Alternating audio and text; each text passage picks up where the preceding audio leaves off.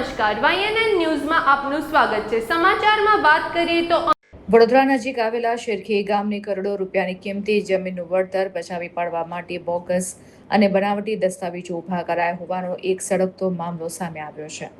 Vadodara Mumbai expressway યોજના હેઠળ સંપાદિત થયેલી જમીનનું વળતર હડપ કરવાના થઈ રહેલા પ્રયાસો સામે શેરખી ગામના મૂળ ખેડૂત પરિવારોએ નવીન કલેક્ટર કચેરી ખાતે પહોંચીને મામલતદારને આવેદનપત્ર સુપ્રત કરી ન્યાયની ગુહાર લગાવી છે। મોજે ગામ શેરખીની સીમમાં આવેલ બ્લોક સર્વે નંબર 92 વાળી જમીન મૂળ ઠકરાણી બાલાબા ભગવાનસિંહ છત્રસીના વારસદારોની વડીલોપાર્જિત જમીન છે અને હાલમાં પણ આ જમીન પર તેમનો જ કબજો છે। આ જમીન Vadodara Mumbai express way project અંતર્ગત સંપાદન કરવામાં આવી છે। આ કિંમતી જમીનનું સરકારી વળતર મેળવવા માટે કેટલાક ભૂમાફિયાઓ અને લોભિયા તત્વો દ્વારા મધુબેન નામના વ્યક્તિના ઓથા હેઠળ બોગસ વિલ અને નકલી દસ્તાવેજો રજૂ કરવામાં આવ્યો હોવાનો ખેડૂતોએ આક્ષેપ કર્યો છે। આવેદનપત્ર આપતા પીડિત વારસદાર સુમિત્રાબેન પરમારે ગંભીર આક્ષેપ કર્યો છે કે તેમની અજ્ઞાનતાનો ગેરલાભ ઉઠાવીને તલાટીથી લઈને ઉચ્ચ રેવન્યુ અધિકારીઓની સાંઠગાંઠથી અગાઉ ગણોતિયા તરીકે ખોટા નામો દાખલ કર્યા હતા। હવે આ જમીનનું કરોડોનું વળતર બારોબાર ઉપાડી લેવા માટે બનાવટી દસ્તાવેજોના આધારે ગતિવિધિઓ તેજ કરવામાં આવી છે। ખેડૂતોએ મામલતદાર સમક્ષ માંગ કરી છે કે આ સમગ્ર કૌભાંડની તટસ્થ તપાસ કરવામાં આવે અને બોગસ દસ્તાવેજો ઊભા કરનાર તમામ તત્વો વિરુદ્ધ કાયદેસરની કડક કાર્યવાહી કરી મૂળ ખેડૂત પરિવારોને ન્યાય અપાવવામાં આવે। હું મારી મામીઓને ન્યાય અપાવવા આવી છું, બરાબર છે।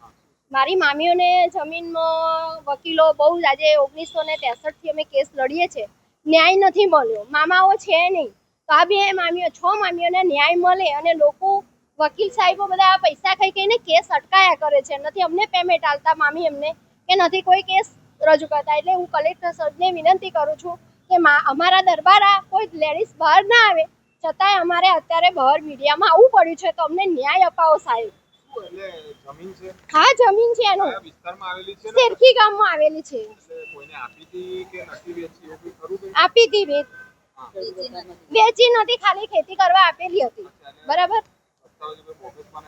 હા, બોગસ છે, બોગસ બિલો બનાવીને રજૂઆત કર્યા છે, અસલી અમારી પાસે છે, બરાબર। અને વારસદારમાં બધી 6 ભાઈ છે। 1963 થી ચાલે છે સાહેબ, પણ બધા વકીલો સાહેબો પૈસા ખવડાવીને બધા કેસ લડે જાય છે અને મામીઓ હવે અમારા વિધવામાં કોઈ બહાર ના આવે। આજે ઠકરાણી કહેવાય છે વડોદરાના, બરાબર, તો બહાર આવવું પડ્યું છે એમને મીડિયા સામે।